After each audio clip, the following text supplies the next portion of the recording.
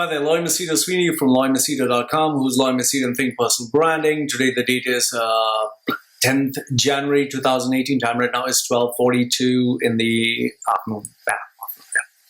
All right, just thought I'll give you 15 new strategies that I feel is necessary for 2018 in order to succeed and survive, especially in the Middle East, where a lot of changes are taking place. So before anything else, just a quick point, just a couple of pointers.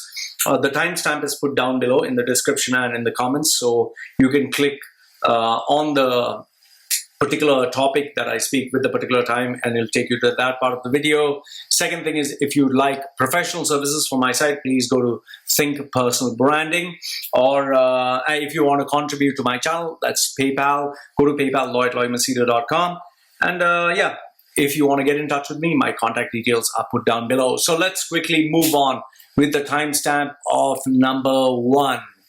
Now, the first thing which I wanted to understand is, right now, the Middle East, all the regions, they have realized one very important truth, that their dependency on oil is finished. They can't survive only on oil. Once upon a time, they were earning like $130 or $150 per barrel. Today, it's come down to its bare minimum, which is 30. I don't know if it's 18. So the fact of the matter is, Arab countries have realized they can no longer, depend on oil. They can no longer show off like they used to. They can no longer, have that ego, that pride, that, we have oil and we have gas and we can show off. The problem is, based on the revenues that they were getting, they made a lot of decisions which is kind of like backfiring on their faces. Like, they increased the military, the salaries of government employees, of the military personnel, of the local Arab population. They give them very big salaries. So they were very happy. Now they've realized we can't maintain this expense. And most of the Arab locals, they're not productive. They don't work hard. So it's only the Asian population that is working hard. And then they made this big mistake by not only increasing the expense by putting road tax and parking fees and extra fines. Now they have levied a 5% tax. Because of this tax, it's not just 5%. It's going much more beyond 5%. So people are really questioning, is it any use being in the Middle East? Is there any reason I should be in the Middle East when I'm paying taxes, but I don't get a citizenship? There's no future. So here are 15 points for, that'll help you get you out of this nonsense which is happening. Because keep in mind, the governments in the Middle East, they charge you small expenses in many things. So when you calculate all the expenses together, it's a very big thing. So it's not like 35% tax on your revenue, but rather it is a small tax here, small tax there, small tax there. So you end up paying a lot more. So let's quickly move on to the 15 points, putting the timestamp first. So point number 1, the first thing I want you to keep in mind is, you need to understand every year there's inflation hitting the markets. Every year, the government is coming out with new ways to charge you more money, to take money from you, because it's very simple. The only way they can succeed now is by taxing people. So they started putting road tax, they started putting parking fees, they started putting water, electricity charges higher. Now, like I told you before, there is even the good conduct certificate. That is not for free. That also costs you money. So your salary or your purchasing power is actually decreasing year after year after year. So if you want to stay in the Middle East, the first thing you need to focus is, every year you need to get a salary increment. If you don't get a salary increment every year, which is at least 20%, you are wasting your time, because your purchasing power will be decreasing year after year. So the first point I want you to keep in mind is, remember this, your purchasing power is decreasing. Make sure that you get a salary increment every year. Point number 2 is, let me put the timestamp. Point number 2 is, everything that you do in the Middle East, everything should be done keeping in mind money. So your friendships should be based on money. Your relationships should be based on money. Any activity that you do should either save you money or generate money. Now you might say, Loy, isn't that being really fake? Well, here's the thing for you.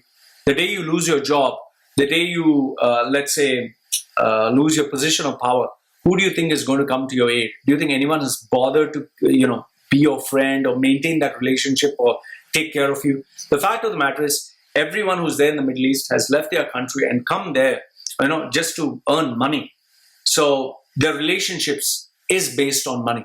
That is why you'll see your colleague, the minute the boss walks in or the owner walks in, sir, how are you, sir, this, sir, that, sir, they will wag their tail, and even though they hate the person, they'll show that they love the person. They'll give extraordinary amount of respect. Why? Because money talks, power talks. Okay, so keep in mind, everything that you do in the Middle East should be based on money, every decision.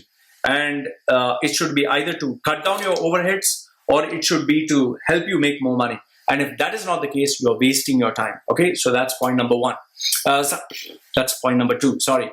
Point number three, okay, the true test of friendship. Let me put the timestamp. Okay, let me write this. The true test of friendship, what do I mean by that? I've tried this and I've gone through it many times, so that is why I can speak to you about it. If you really want to know if someone is your friend or not your friend, do this. Tell them, Mark, suppose Mark is your friend. Mark, I've lost my job. You call up Mark. Mark, I've lost my job. I'm really in real bad financial crisis, really bad. Can you help me with $1,000 or $500? See what the person says. Will the person say yes? Will the person say no? Will the person say, yeah, I'll get back to you? Okay.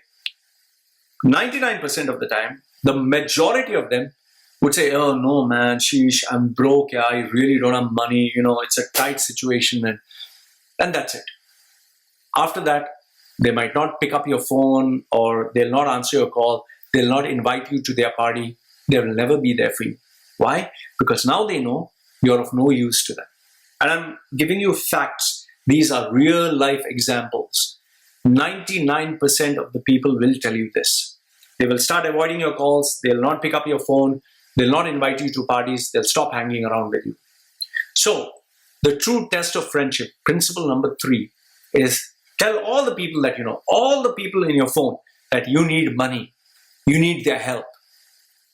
And start seeing how people change their colors. This is a great point for you to have. Point number 4, you keep going to these parties, you keep going to these events, you keep dressing up nice, and you go give them gifts, and they come to your house. You go to these events and all that. Stop doing all that. That is all rubbish.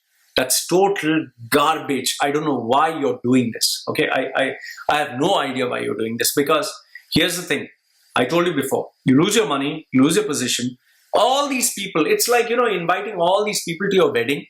You call all these people. Do you remember your wedding? You called all these people. How many people do you remember? How many people have come to your aid? How many people have helped you in your time of need? You simply called everyone else just to waste your fucking time.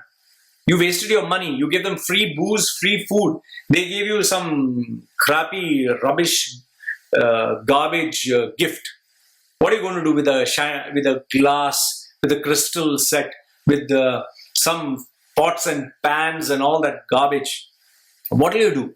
You paid $150, maybe $100 per head, and if you're stingy, $50 per head for food, and they give you even less than that. I mean, isn't it better, instead of getting those people spending so much money, you might as well invest this money in the bank? So please stop going to clubs, please stop going to parties, please stop meeting those fake friends and wasting your time and life. Okay, just stop doing that. That's point number 4. Point number 5, let me put the timestamp, is the social media. Even today, people in the Middle East, they'll keep putting photograph of my wife and me and baby. Look, ha ha ha. Some others, ladies, oh, I look so sexy. Smile, pose. Oh, and they'll show like this. What are you doing? Are you nuts? And then there are idiots who like to show, oh, I'm with hot girls, I'm in a club, I'm with my expensive car. The beast. My car is the beast. My car is, oh, welcome to the new member of my family that I paid. The real story is I took a loan from the bank, which I have to pay for the next 5 years. The, member of my family. The member of your family, which you will have to sell for maybe 20% of what you paid. That also you paid a bank loan with interest.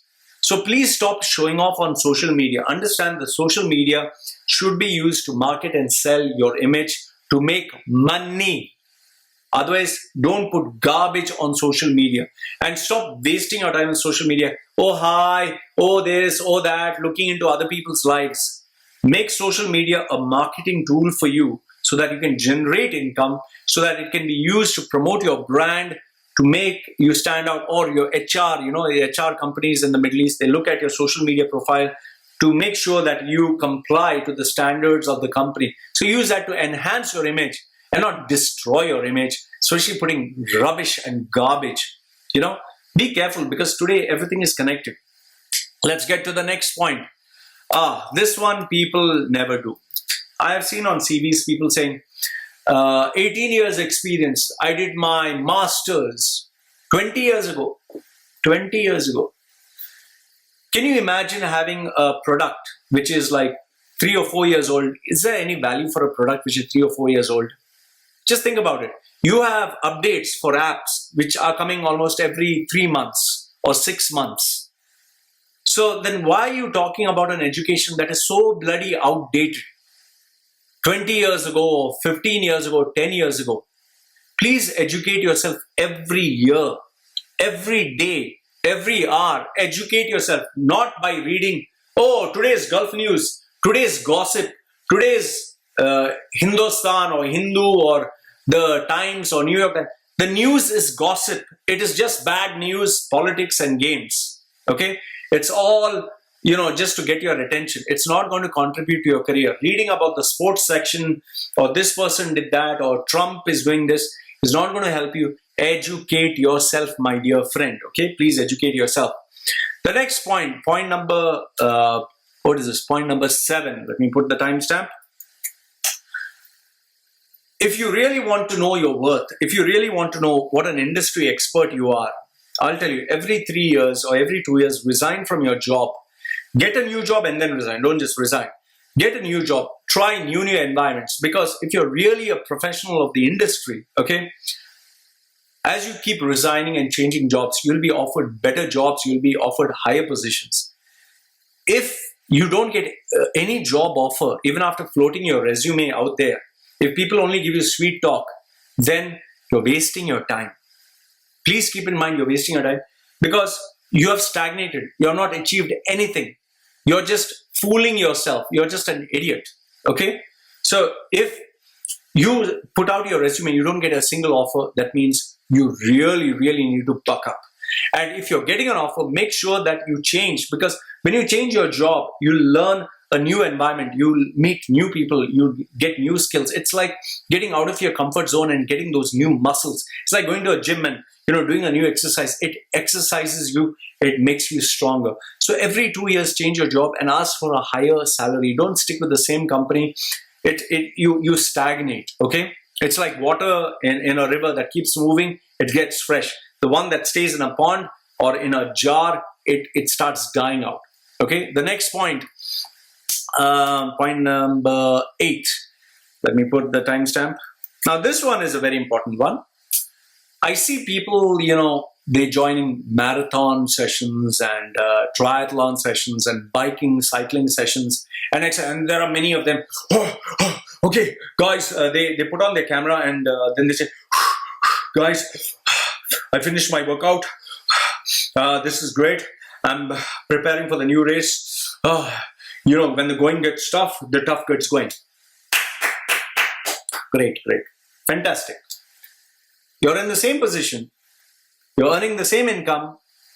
There's no difference in your bank balance, in your overall brand. But you want to show off, showing your muscles and your bicep, your tricep, and whatever sep on Instagram or on Facebook, because you want to show off. Good. Attention is not bad. No problem. Exercise, if you really want to do, 20 minutes, half an hour, that's it. I don't see most of the CEOs, I don't know, I have never seen Mark Zuckerberg or all these other guys show, guys, like Richard Branson saying, I finished doing the exercise for my abs, and now time to, do something else. No, listen, I have done that. I know what an idiot I was. But I was doing that because it was part of my social media strategy to get more views, to get people who would buy products that I was selling. If you're not selling products and services, if you're not making money as a professional, why are you showing off? For what? It makes you feel good? Okay. And if it makes you feel good, do it for not more than 20 minutes or half an hour. Don't go beyond that. Fitness shouldn't be your life.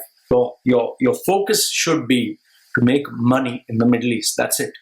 All these, six-pack abs and all that stuff will be of no use the day you lose your job. Now I'm 40. I'm not bothered of showing my abs, my muscles, my biceps, my triceps.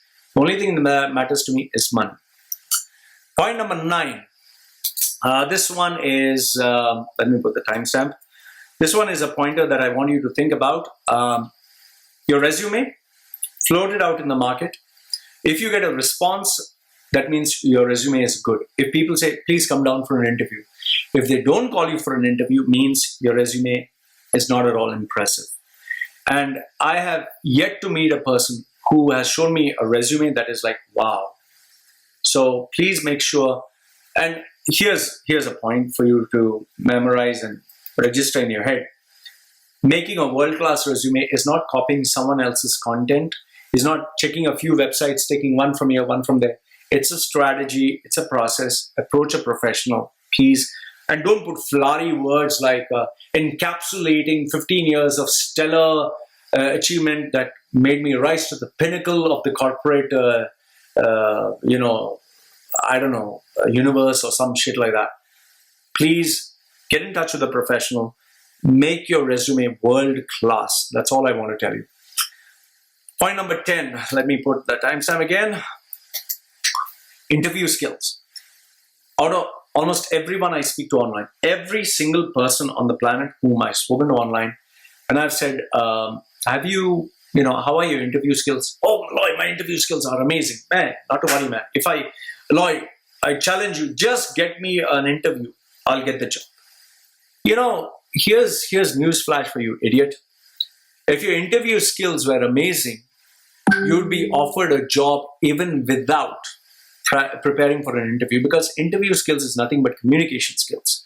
So if your communication skills are world class, your interview skills would be world class. To ace an interview, you need to prepare it script by script, word by word, paragraph by paragraph. It has to be scripted by a wordsmith, by-hearted, and delivered in such a manner that the interviewer listening to you gives you the job on the spot and says, you're the man. And in order to do that, you have to be a hustler. You have to be a hardcore salesperson. You cannot be that person if you do not have communication skills. So for those of you who are so confident about interview skills, I challenge you. I'll take you for a round of interview. You will not survive, because I know for a fact I've been in this industry. Next point number 11. Let me put the timestamp. Whenever you're thinking or doing anything, please do not think short term. Do not think 1 year or 2 years. Think long term. You have to think long term. You have to think of 15 years, 20 years. My problem was when I stayed in the Middle East, I didn't think that. I just thought for, each and every day, next year. And finally, one day, when I asked myself, okay, I'm reaching 40, what do I do next? Once I become 50, what do I do next?